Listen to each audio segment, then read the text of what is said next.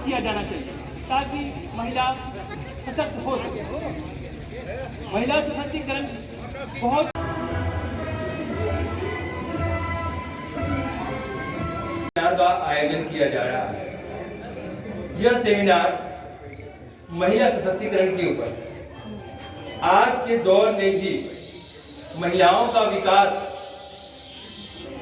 उतनी तीव्र गति से नहीं हो पाया है जिस गति से होना चाहिए। हम देखते हैं कि वर्तमान समय में 48% भारत की जनसंख्या महिलाओं की है, 52% पुरुषों की। फिर भी जो राष्ट्र की प्रगति में जो सहयोग महिलाओं के द्वारा मिलना चाहिए वह नहीं मिल पाया। इसका मुख्य कारण उनके द्वारा जो कार्य किए जा रहे हैं उनको हम ठीक तरह से आकलन नहीं करते, क्योंकि रूढ़िवादी सोच आज भी जागृत है कि महिलाएं इस कार्य को ढंग से नहीं कर पाएंगी।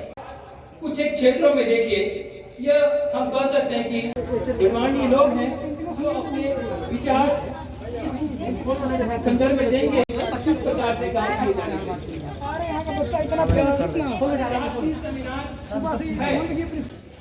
अंतर्राष्ट्रीय संगोष्ठी में आए हुए सभी पर डीबी कॉलेज के द्वारा अंतर्राष्ट्रीय संगोष्ठी का आयोजन किया जा रहा है। उसमें आए हुए हमारे क्षेत्र के माननीय विधायक, हमारे महाविद्यालय की पुरातन छात्र एलुमिनस श्री अरुण शंकर प्रसाद जी का हृदय की गहराई से हम आभार प्रकट करते हैं।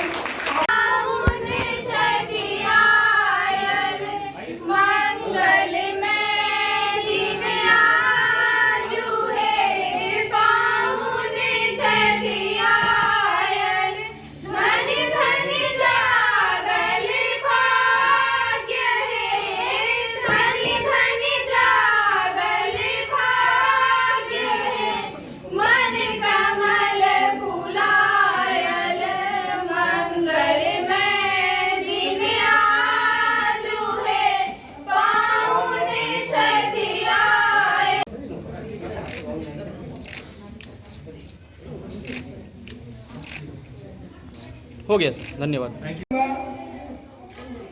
कि महाविद्यालय की समस्याओं को निरंतर शासन और सत्ता में उठाने वाले लोकप्रिय विधायक श्री मुनेश्वर प्रसाद यादव जी का, श्री अरुण शंकर प्रसाद जी का महाविद्यालय की तरफ से सम्मान देंगे। महाविद्यालय ने सुनिश्चित किया है, निर्णय लिया है कि महाविद्यालय की जिस तरह से विधायक की समस्याओं को निरंतर उचित समय पर सम्मानित करेगा। विधायक जी की व्यस्तता को देखते हुए समय बहुत कम है, विधायक का स्वागत करें।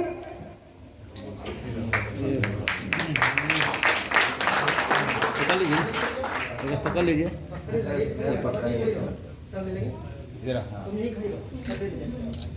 हो गया।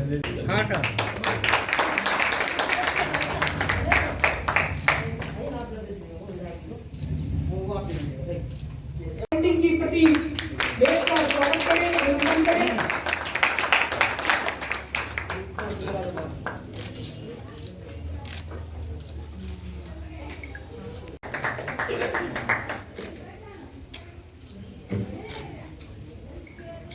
विधायक अरुण शंकर जी का भी इस सेमिनार, इसके अलावा इसके साथ साथ आए हुए विभिन्न पार्टिसिपेट या गण्यमान्य लोगों का भी मेरे तरफ से, कॉलेज परिवार के तरफ से हार्दिक प्रगति के रास्ते पर लाने का हम लोगों ने 3 साल में प्रयास किया।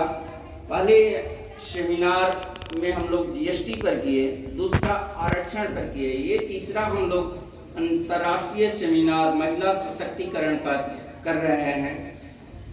जो हमारी सरकार है, चाहे केंद्र सरकार हो या बिहार सरकार, सभी महिला सशक्ति पर जोर देते हैं। नीतीश जी ने 50% आरक्षण भी महिलाओं को दिया है हर क्षेत्र में, चाहे वह शिक्षा के क्षेत्र में हो या पॉलिटिकल क्षेत्र हो, चाहे किसी भी क्षेत्र में, सभी क्षेत्रों में उन्होंने। आज जयनगर डीवी कॉलेज के इस सभागार में इस महाविद्यालय के आदरणीय नंद कुमार जी हमारे बीच BHU से चलकर अपने बीच में आज महिला सशक्तिकरण के ऊपर जिनका व्याख्यान पाथेय के रूप में हम लोगों को मिलने वाला है, ऐसे प्रोफेसर HR साहब, हमारे अभिभावक और इसी महाविद्यालय के अवकाश प्राप्त मैथिली विभागाध्यक्ष और मैथिली साहित्य अकादमी पुरस्कार से सम्मानित आदरणीय डॉक्टर कमलकांत झा जी, इसी विधानसभा के निवासी और मिथिला विश्वविद्यालय में रजिस्ट्रार के पद को सुशोभित किए हुए अजित सिंह जी, पॉलिटिकल साइंस के विद्वान आदरणीय मुनेश्वर यादव जी,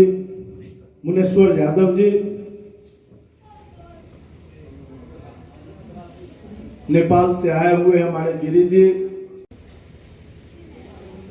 विद्वतजन और उपस्थित मित्रों, छायाकार पत्रकार बंधुगण, आज ये सौभाग्य का विषय है कि इस वीरानगी में एक चिराग जलता हुआ दिख रहा है और ये महाविद्यालय जो वर्षों से अपने उद्धारक की बाट जोड़ रहा है, प्राचीन गौरव को समेटे हुए आज कहीं न कहीं उदासीनता का शिकार है और हम सबके लिए ये चिंता की रेखाएं हैं। हम लोग सतत प्रयत्नशील रहेंगे इसके लिए। सबसे पहले तो इसके लिए मैं आश्वस्त करता हूं, और जो आज का विषय है वो विषय महिला सशक्तिकरण का विषय है और बड़ा ही ज्वलंत विषय है, सामयिक भी है। और जब इस विषय पर हम लोग दृष्टिपात करते हैं तो चूंकि हमारे सभी विद्वतजन इसके ऊपर अपनी बात रखेंगे, लेकिन मैंने देखा कि प्रिंसिपल साहब के नजर में तो सेवा का भी महत्व है। मेरे जैसे सेवक को भी सम्मानित करना ये अपने आप को परिलक्षित करता है उत्कृष्ट सोच की ओर। और जब हम अपने अतीत पर ध्यान देते हैं तो कहीं न कहीं हमें मिलता है, चूंकि मेरा दुर्भाग्य भी कहिए सौभाग्य इस बात का है कि आप सबके बीच अपने को पाके गौरवान्वित हूं, और दुर्भाग्य इस बात का है कि कुछ बात इजाजत नहीं दे रही है कि पूरा समय आपकी बात रहकर सुन सके। लेकिन जो मुझे लगता है कि जब हम अपने अतीत पर ध्यान देते हैं तो दिखता है कि यहाँ की संस्कृति, यहाँ की सभ्यता, जत्र नारी पूज्यन्ते रमन्ते तत्र देवता से प्रारंभ होकर और बीच के काल में पहुंच जाती है नारी तुम केवल श्रद्धा हो विश्वास रजत नर पगतल में पीयूष स्रोत सी बहा करो जीवन के सुंदर समतल। ये कहीं न कहीं दया भाव आ जाता है। जहां एक तरफ पूज्य, जहां समाज की पूज्य हमारी माताएं थी, उसके लिए ये कौन सी परिस्थितियां देश के अंदर बीच के कालखंड में आई कि दया भाव से हम देखने लगे। लेकिन आज फिर परिस्थितियां बदली है और नारी सशक्तिकरण का दौर तेजी से प्रारंभ हुआ है। अब ये बात किसी के भी मन में नहीं रहनी चाहिए कि नारी किसी भी कोने से कमजोर है।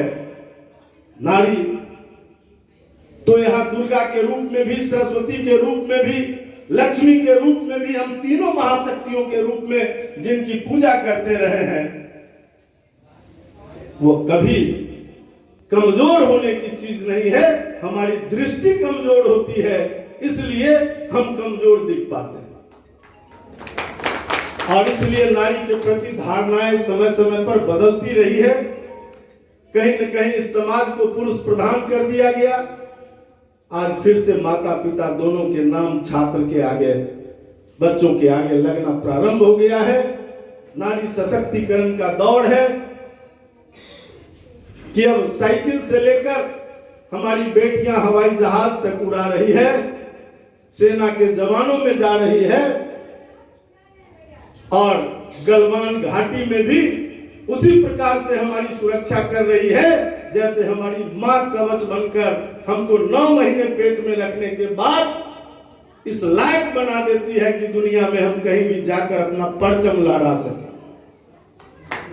आज इस दौर में हम फिर से पहुंचे हैं और जिन लोगों ने इस दौर में फिर से हमको आईना दिखाने का काम किया है, उन सारे लोगों को, उन सारे महापुरुषों को मैं अपने इस आपके इस महाविद्यालय परिसर के इस मंच से उनका भी अभिनंदन करता हूं और प्रिंसिपल साहब का विशेष रूप से आभार प्रकट करता हूं कि आपने आज ऐसे विषय को चुना है जो लोगों के हृदय की गहराइयों को छू रहा है और कुछ करने के लिए इस क्षेत्र में हर व्यक्ति को प्रेरित कर रहा है। मैं अधिक समय आपका नहीं लेते हुए, चूंकि हमारे बीच इस विषय के मर्मज्ञ अधिकृत वक्ता लोग बैठे हुए हैं और हम तो समाज के विभिन्न क्षेत्रों में काम करने वाले लोग हैं। कभी कुछ तो कभी कुछ माहौल मिला तो कभी कुछ मिला, तो किसी एक विषय पर तो हम लोग टिक नहीं पाते हैं। लेकिन हर विषय को छू के निकलने का एक अभ्यास रहता है, लेकिन उसकी गहराई तक पहुंचाने के लिए हमारे इस मंच को सुशोभित किए हुए और आगे भी पंक्ति में कुछ लोग बैठे हुए हैं जिनके द्वारा हम सबको अमृतमयी वाणी मिलने वाली है। मैं अपनी बात को यही संक्षिप्त करते हुए आप सबसे विनम्र प्रार्थना करते हुए कि मैं यहाँ से थोड़े समय में ही निकल रहा हूँ, इसके लिए आप सब मुझे क्षमा करेंगे। यह कोई मेरी इच्छा नहीं, मेरी मजबूरी समझकर इसको माफ करेंगे। और इस वाणिज्य विभागाध्यक्ष प्रोफेसर अजीत कुमार सिंह सर का अंग वस्त्र से सम्मानित करें।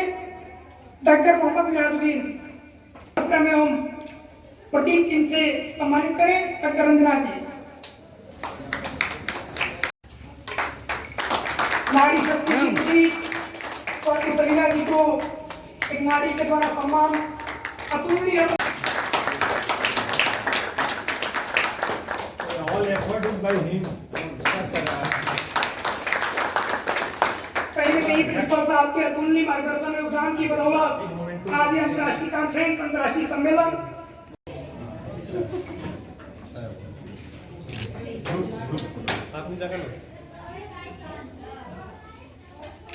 हमारे इसी पहले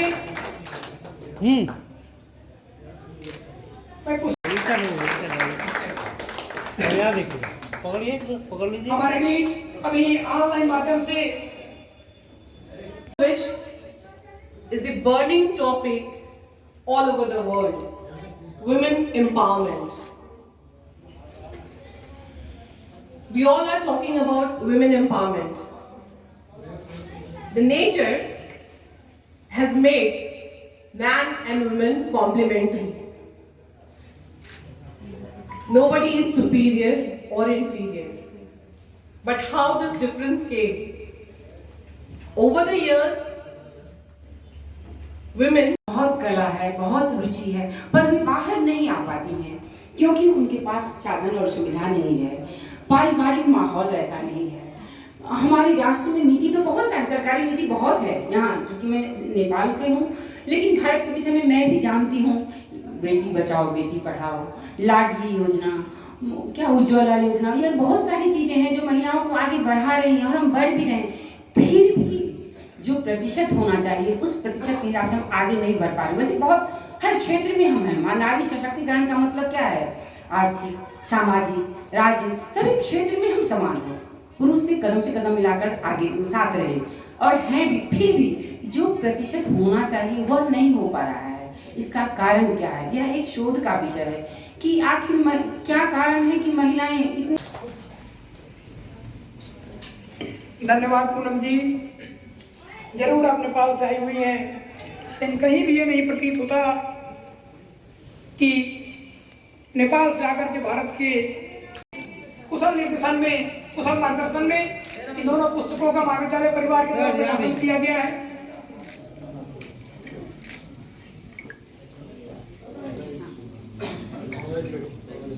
विश्वविद्यालय से लेकर के महाविद्यालय से मार्गदर्शन करने वाले प्रोफेसर अजीत कुमार सिंह सर से हम अनुरोध करेंगे कि मंच पर आकर के हम सभी का